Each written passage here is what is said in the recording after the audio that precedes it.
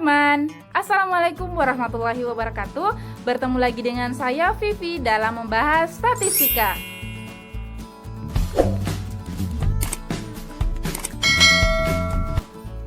Jadi teman-teman, pada kesempatan ini kita akan membahas sensus dan survei. Apa sih bedanya atau apakah itu sensus dan survei? Mari kita saksikan video selanjutnya setelah teman-teman memastikan telah menekan tombol subscribe dan menyalakan loncengnya supaya teman-teman tidak ketinggalan video-video yang saya upload ke depannya. Kita mulai, saya ingatkan kepada teman-teman untuk memberikan komentarnya dan like-nya jika teman-teman mendapatkan manfaat setelah teman-teman menonton video ini. Jangan lupa ya. Berhubung kita akan membahas sensus sama survei. Sebelumnya saya ingin cek nih, apakah teman-teman sudah melakukan sensus penduduk? Jadi tahun ini diadakan kembali sensus penduduk yang dilaksanakan selama 10 tahun sekali, khususnya di tahun-tahun yang berakhiran 10. 0 ya maksud saya, jadi tahun 2010, tahun 2020 itu diadakan sensus penduduk. Nah, jangan lupa teman-teman mencatat diri teman-teman melalui sensus penduduk tahun 2020. Jadi sekarang sudah bisa dilakukan secara online ya. Jadi silahkan catat namanya teman-teman dalam sensus penduduk tahun 2020, mencatat Indonesia. Selanjutnya memahami sensus sama survei.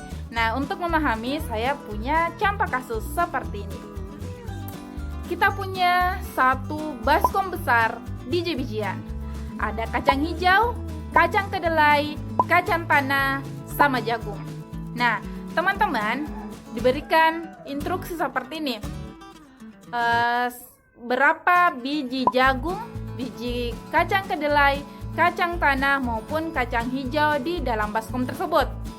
Nah, dari instruksi tersebut, teman-teman akan melakukan dua cara. Akan memilih salah satu dari dua cara ini maksud saya. Cara pertama, teman-teman akan menghitung keseluruhan dari setiap biji. Dari keseluruhan biji maksud saya dari baskom tersebut. Jadi teman-teman hitung, satu biji jagung, satu biji kacang kedelai, satu biji kacang tanah, sampai seterusnya, sampai teman-teman menjangkau semua biji di situ, sampai akhirnya teman-teman mempunyai jawaban. Misalkan 1000 biji jagung, 2000 biji kacang kedelai, 1000 ini, 1000 ini. Nah, seperti itu. Cara kedua, teman-teman hanya mengambil sebagian dari baskom tersebut, hanya sebagian secara acak. Jadi kalian ambil secara acak langsung, kemudian yang teman-teman ambil secara acak itu, kemudian teman-teman hitung masing-masing berapa jumlah masing-masing bijinya. Nah, hasil dari yang teman-teman ambil dari sebagian itu, teman-teman jadikan sebagai gambaran berapa banyaknya jumlah biji-biji masing-masing biji dari baskom tersebut. Nah, dari dua cara untuk menghitung biji-bijian tersebut menggambarkan menggambarkan sensus dan survei. Yang mana kan sensus?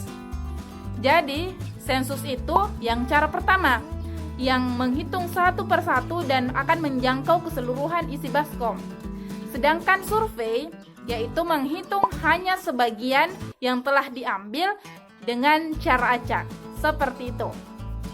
Jadi, dari contoh kasus tersebut, teman-teman bisa menarik kesimpulan seperti ini.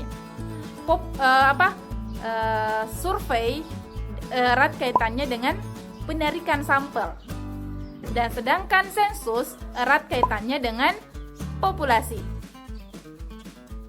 Nah, berdasarkan contoh kasus sebelumnya, kita bisa mendefinisikan sensus maupun survei seperti ini. Jadi, sensus adalah kegiatan mengumpulkan data maupun informasi dengan menjangkau keseluruhan dari populasi. Kalau survei adalah kegiatan mengumpulkan data atau informasi dengan hanya menjangkau sebagian dari populasi, atau dalam kata lain, sampel.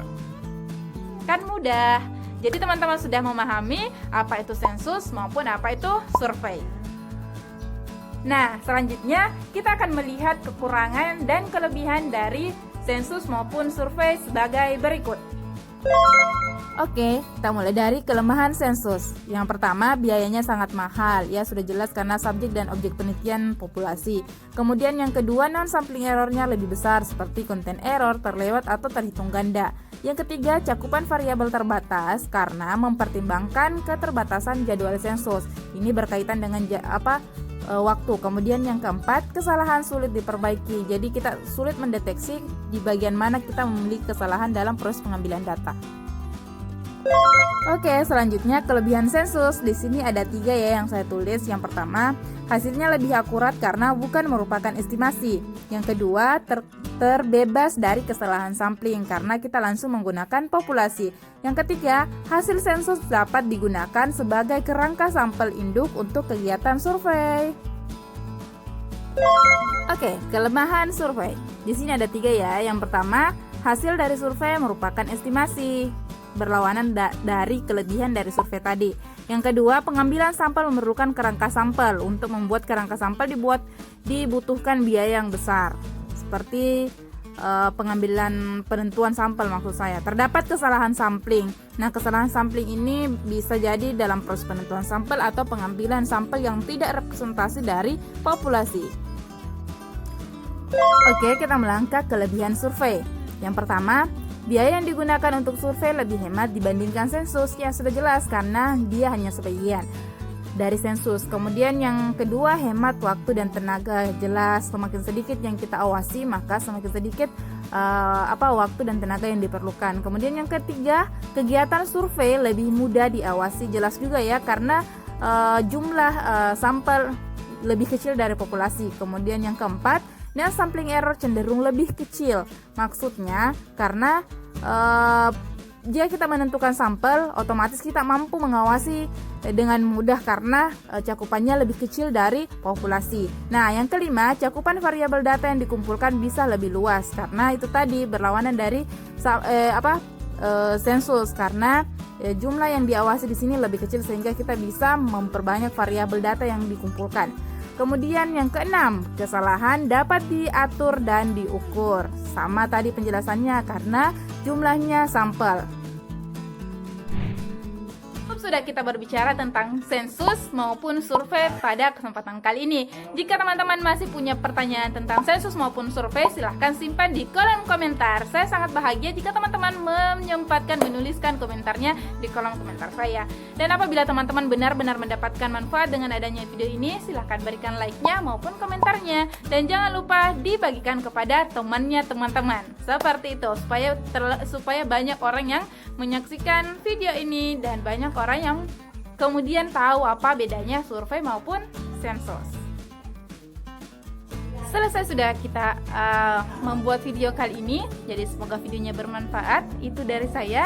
Jika saya punya kelebihan dan kekurangan, mohon dimaafkan. Wabillahi taufiq wal hidayah. Assalamualaikum warahmatullahi wabarakatuh. Dah.